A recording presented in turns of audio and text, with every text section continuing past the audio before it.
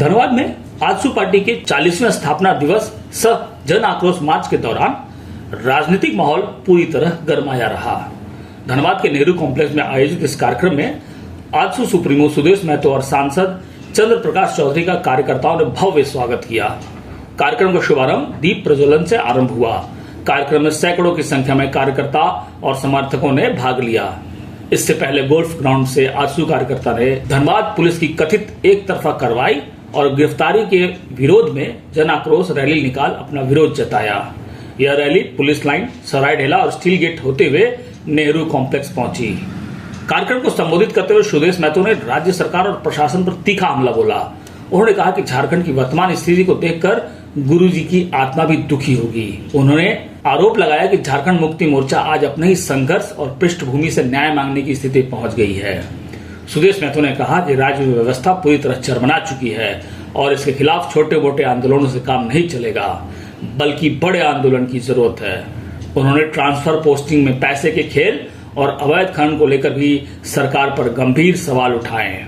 उनके भाषण ने कार्यकर्ताओं और युवाओं में नया जोश भरने का प्रयास किया। मैं 40 साल के अपने आजसू के स्थापना के इस काल को सबसे पहले हम सब लोग धनबाद की इस धरती में अपने पिछले इतिहास को, अपने संघर्ष के इतिहास को, संगठन के गठन के इतिहास को हम यहाँ की जनता को, यहाँ के कैडर को समर्पित करते हैं। उनकी भावनाओं का सम्मान करते हैं। जहाँ उनके संघर्ष से इस प्रदेश की सीमाओं का गठन हुआ, निर्माण हुआ, प्रदेश अपने औचित्य और अस्तित्व पर आया, वहीं 25 साल के इस राजनीतिक संघर्ष का हिस्सा भी हम रहे हैं। लेकिन आज के दिन पर धनबाद के इस धरती से अगर सभी चीज़ों का विस्तार पूर्वक अगर मूल्यांकन करते हैं तो मैं फिर से वहीं पर 90 के दशक पर पाता हूँ, जब एक सरकार एक आंदोलन को ख़त्म करने के लिए, एक क्षेत्र के आर्थिक आधार को ध्वस्त करने के लिए, आर्थिक शोषण करने के लिए जो लगातार बर्बरतापूर्ण कार्रवाई कर रही थी, सापे आज हम सब मिलकर इस प्रदेश में खड़े हैं।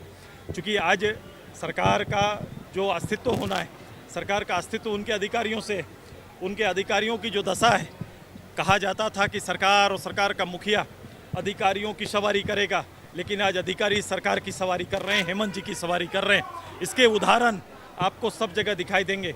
जो व्यवस्था बनी हुई है सरकारी दफ्तरों का, ऐसा पूरे देश के किसी दफ्तर में ना होगा। हर झारखंडी अपने आप को ठगा महसूस पा रहा है। क्या किसान, क्या मजदूर, क्या नौजवान, क्या छात्र, हर कोई उसी दशा से गुजर रहा है।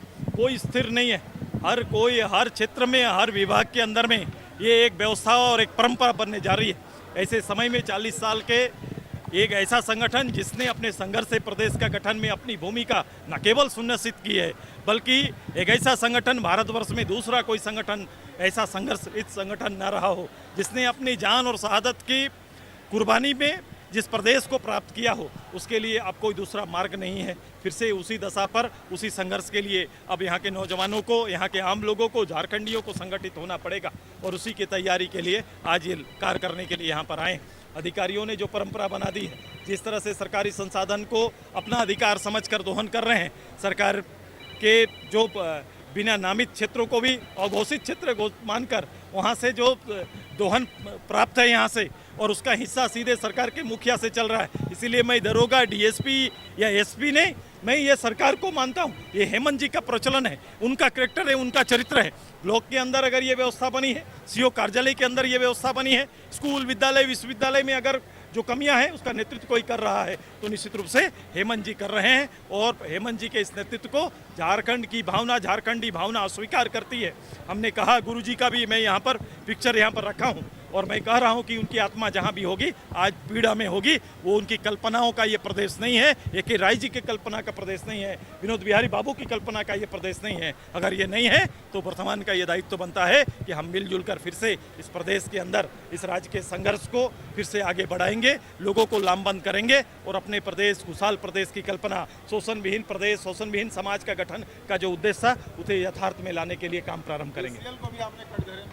बिल्कुल से कोई छूटा नहीं है। अगर मैं बीसीसीएल से ही आग्रह भी करता हूँ, जैसे रेल डिपार्टमेंट ने एक अपनी पुलिस खड़ा की है। मैंने चूंकि यहाँ पर देखा है कि बीसीसीएल के पदाधिकारियों को जब गलत माइनिंग के क्षेत्र में रोका जाता है तो उन्हें बंधक बनाया जाता है। मैं ये भी बोला कि मेरा ही भार मेरे भाई के खिलाफ लड़ाया जाता है, कि 5,000 10,000 का एक रोजगार स्थापित करके उसको एक गैंग के रूप में यहाँ चलाने का काम कुछ लोग कर रहे हैं। मैं दोनों चीज़ों का जिक्र किया सीसीएल से। उनके लिए उनके अधीनस्थ आने वाले जो मजदूर के उनके अधीनस्थ आने वाले जो रैयतों का अधिकार है उसे बड़ा स्पष्ट करना होगा। रैयतों को उसका मूल्यांकन सही करके मुआवजा और नौकरी प्राप्त होगा तो ऐसी घटनाएं कम होगी। उनकी भूमिका है और उन्हें पारदर्शी रूप से उनकी भूमिका में आना पड़ेगा। और जो मैं आग्रह कर रहा हूँ, माननीय एमपी साहब भी इस बात को लेकर काफ़ी चिंतित हैं और बात रखे हैं कि हम चाहते हैं रेल की तरह, जैसे रेल का निजी फोर्स है और उनको केस करने का अधिकार भी है, जो उनको अधिकार दिया गया है, उसी तरह का हमारा कोल इंडिया में भी ये तरह का आना चाहिए ताकि उस क्षेत्र को बेहतर रूप से सुरक्षित कर सकें। केवल शासन के अलग होना, पुलिस की कार्रवाई पर भरोसा रखना ये नहीं चलेगा। ये कई सुधार की आवश्यकता है जिसकी जरूरत हम महसूस करते हैं।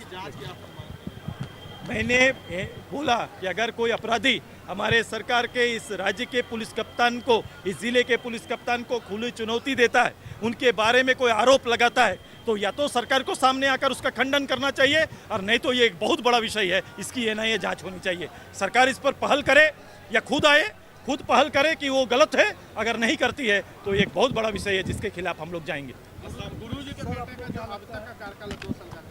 मैं सभी अपने बातों में, मैं 40 मिनट 1 घंटा में मैं सभी बातों को रखा हूँ। एकदम मैं कह रहा हूँ उनके संघर्ष को पद्मभूषण है, उनके संघर्ष को मैंने भी सलाम किया, लेकिन उनके संघर्ष किस लिए, किसके लिए? यही लोगों के लिए ना, जिस लोगों को आज धमकाया जा रहा है, जिस लोगों के हेमंत का पुलिस जेल में डालने का काम कर रहा है, उसी के खिलाफ में हम यहाँ पर खड़े हैं और ये गुरुजी कभी भी स्वीकार नहीं करते।